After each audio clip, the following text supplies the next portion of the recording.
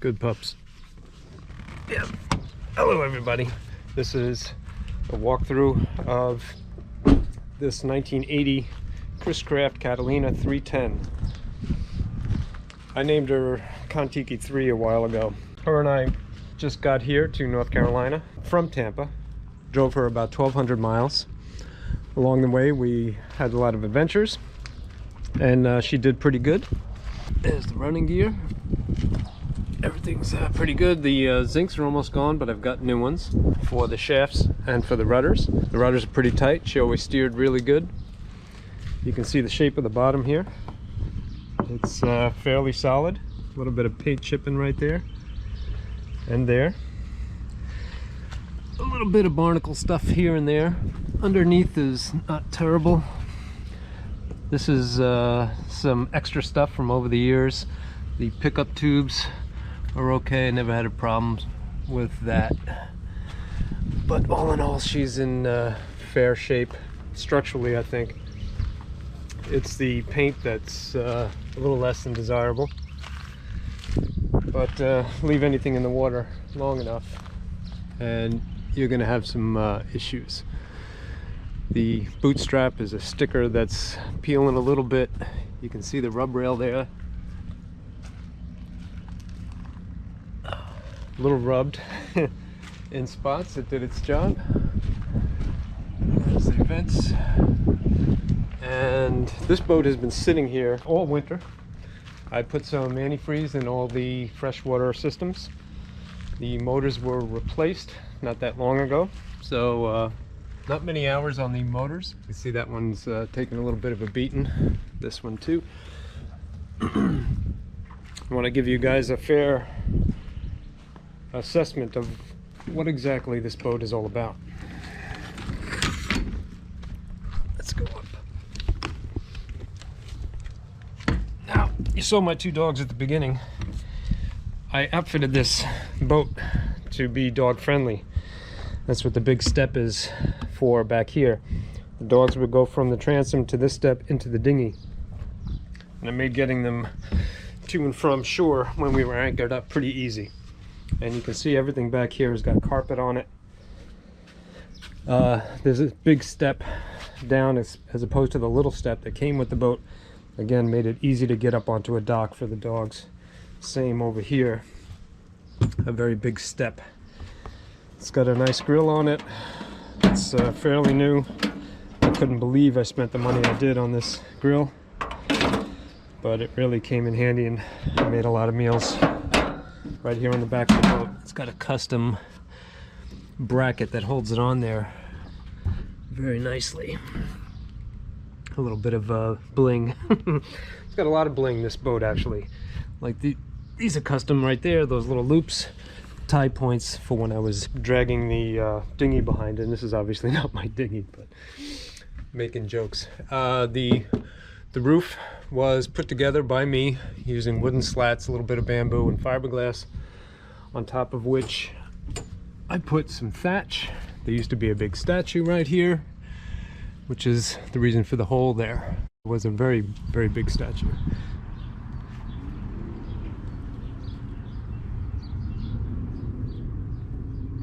On top of that, I put solar panels. These are 200 watts each. There's 3 of them. There's another 3 up there, and there's one on the front of the boat. Comes with a dead plant, jokes, and a life ring, and all of this canvas. I'll go over that real quick. You can see them back here. You just pull the straps, and this comes down, and then you can put them back up. It's really nice to be able to get in the shade, and when you're underway, these boats, if you're going slow and you have a tailwind, have a tendency to succumb to something called station wagoning, I've heard it called, where the exhaust can come back into the boat. So when you are underway and you put these 3 down and block the back of the boat, you get a lot less exhaust fume inside the boat. This is the lower helm. Again, it's been sitting all winter, so it needs a good cleaning. Right here there's a radio that runs the speakers downstairs and upstairs. The gauges mostly work. If you buy a boat like this, you either have a mechanic or you are a mechanic, because older boats, you know, just need problems just like newer boats do. It doesn't matter if you spend hundreds of thousands of dollars or $10,000 on a boat, you are eventually going to have to figure out how to tinker with them. So this being a 1980, some of the electronics are going to be old. However, the solar panels over here run the VHF radio, which is fairly new. This is only a year or so old. And it also runs, see, here's your monitors. It shows a smiley face for both of them, making electricity. There's charge controllers hidden behind here. And there's actually little nooks and crannies all over the place. There's a place under the stairs for stuff. And this used to be where I kept my pliers. This is where I kept my dock lines. I made little hooks up here for paddles and such, and boat hooks. There's blinds that come down all the way around in case you want privacy.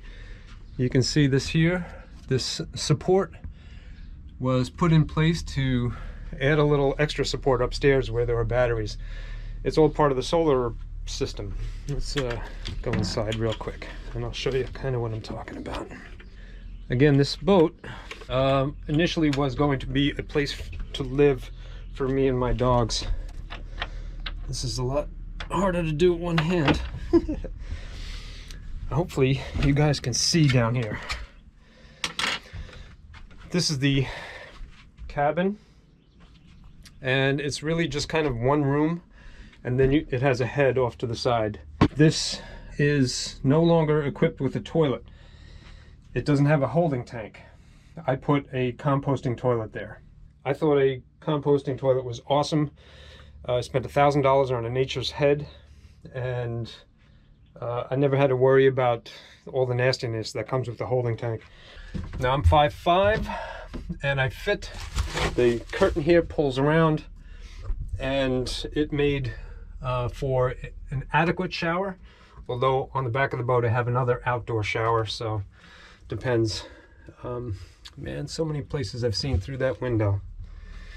Anyways, yeah, I've added a little thing here and there that you can see the bamboo accents. Maybe you can see them. Hard to tell. But yeah, Kon Tiki III. I kept with the theme, and I felt the boat really lived up to that. This used to be a couch that folds down, and I permanently mounted the top in the up position as if it were a bunk and not a couch. You take that out, you got all that storage down there underneath, and this is the lower bunk. I added this piece of wood so that you can lower a cage down in case you wanted to keep a dog in there, and it never proved to be something I needed. There's a couple tikis here that represent my dogs, and I'm probably going to take them with me, which means you'll have like a little hole perhaps in the this leather stuff here. The same goes for the bed there. I mean, it's a triangle shape, so I made my own bedding, which if you were to buy this boat you'd probably want to get your own bedding, so that doesn't really matter very much. This over the windows is just styrofoam, and you flip that little latch right there and this will come down. You can see the problem with having these down is that it gets very bright and very hot in the summertime, so I covered all the windows with styrofoam, and it makes it more of a cabin than sitting in a, you know, like sitting in a parking lot in your car. It gives you a little bit more privacy. These little details will probably stay. The hatch here has a cover on it and styrofoam up here to try to keep things cool, and I meant to cover this with fabric and I never got around to it.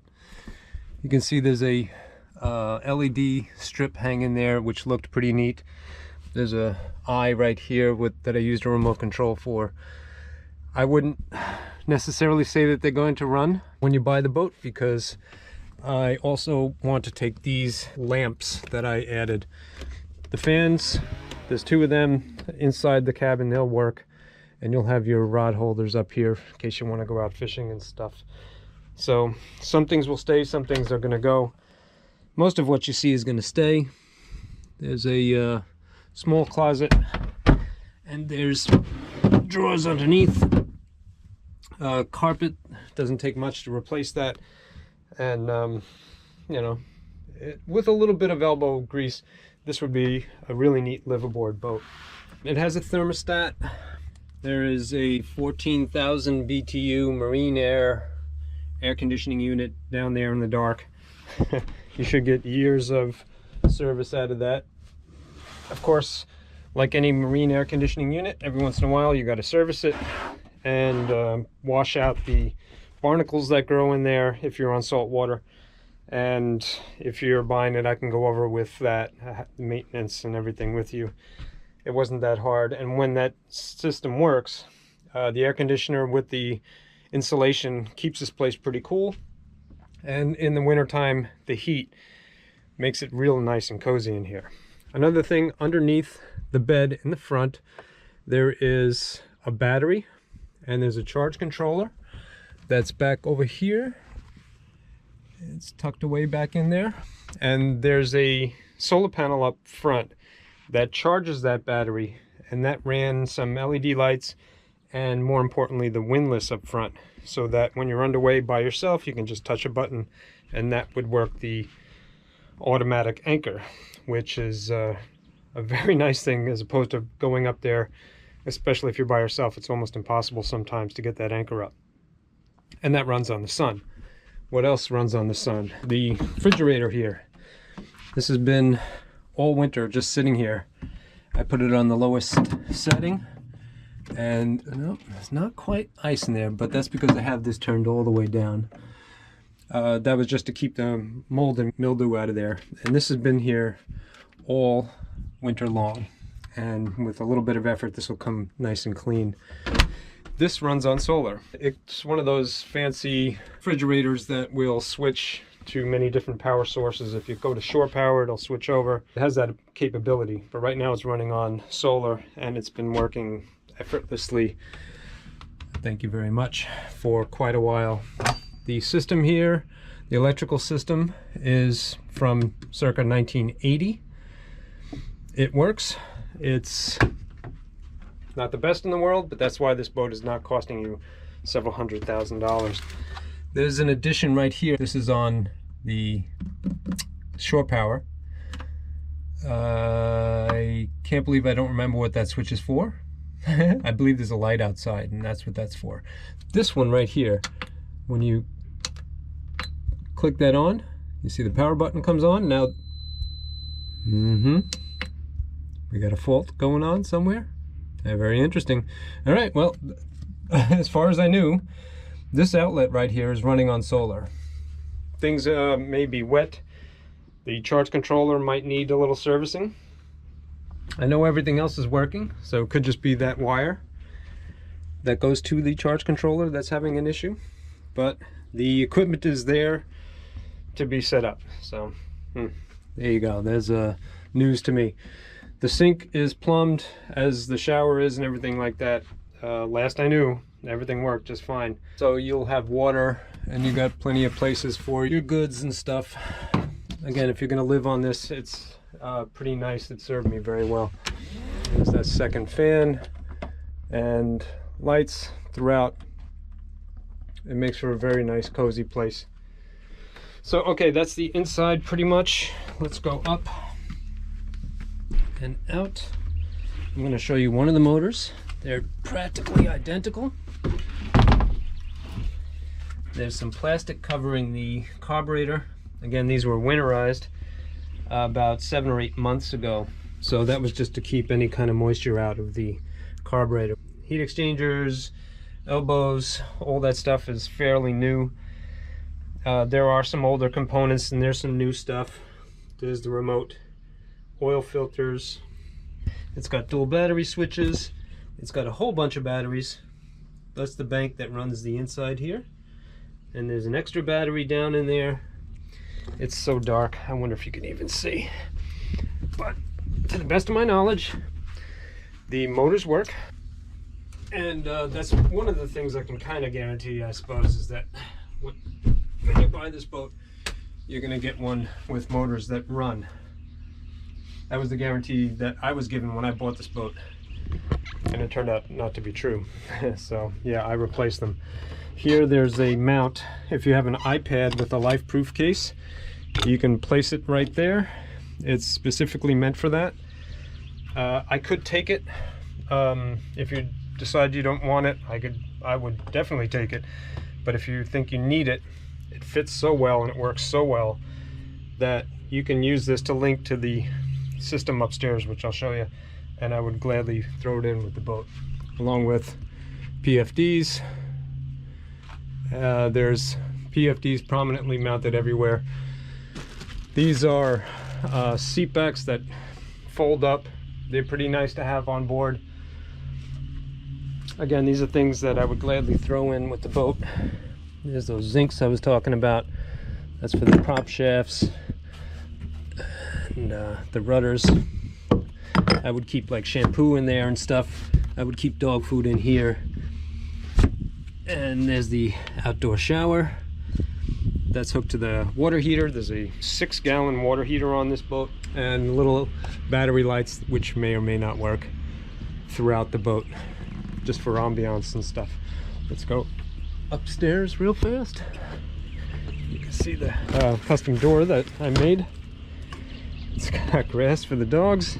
Zipper here. There you go. All of this isinglass, which needs to be cleaned with water. Doesn't really have scratches in it. It should clean fairly well. Well, this was made by me. Look at that. There's still pins in it from when I made it. Yeah, this would be a project for somebody. You know, come in here, clean this up real well, and when it's raining, you'll be very thankful that you have this.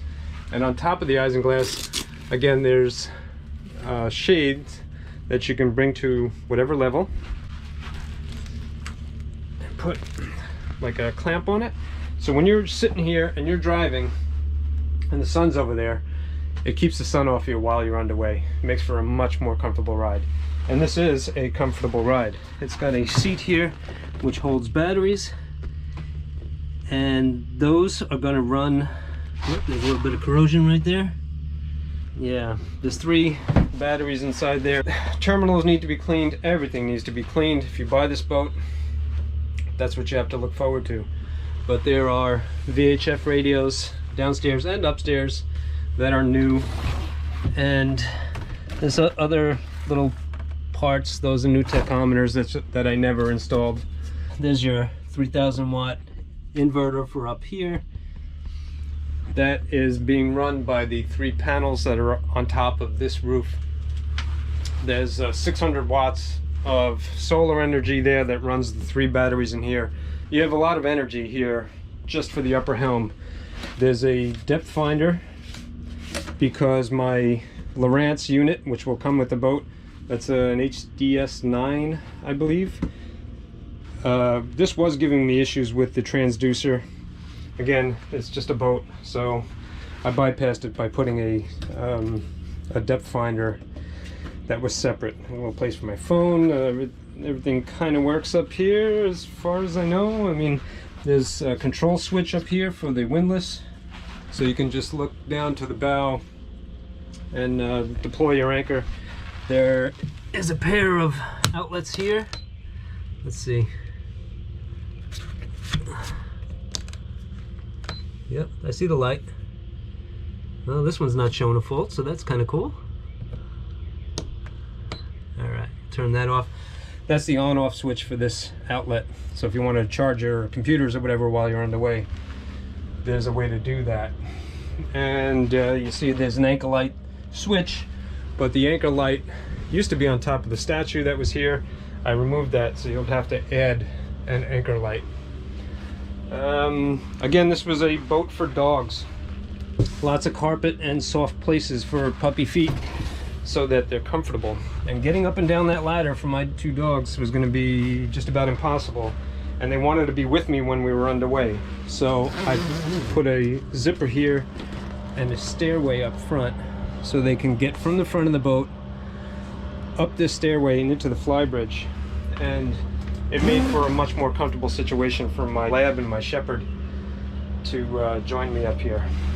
Speaking of which, let's go up front and I'll show you the front of the boat, and this tour will be almost over. For added security, I put a couple of rails here. I added those, and I added the fencing, which is still somewhat intact. It needs inspection all the time. You can see the paint is chipping and things are a little old. To help get up top, I added a step here and then took the rail off. It used to come all the way to here, but I eliminated that so that the dogs can get up here real easy. There's a fenced-in yard, so to speak, with plenty of grass for them. And there's the ladder that goes up to the fly bridge and the solar panel that runs the windlass. I added a couple steps over here to help navigate down to the front of the boat. The hatch probably needs a new gasket or a little bit of love, just like everything.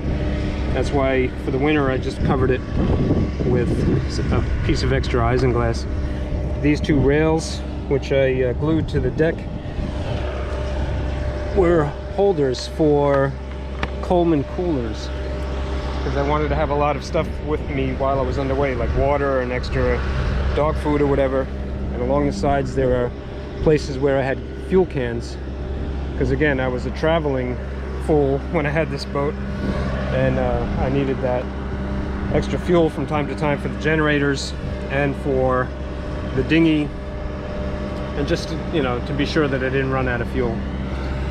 Now here, this fence on the front was held in with little pieces of rope, and obviously that rope has disappeared, disintegrated, so that would need a little help. But the windlass is here with a swivel. I have no anchor. I have an anchor that was a gift to me, and it's hard to give that away with the boat, but we can negotiate that if you're interested in this boat. There's custom brackets up front for your dock lines to make it easy when you come to shore, and buttons here for the windlass, which, yep, they still work.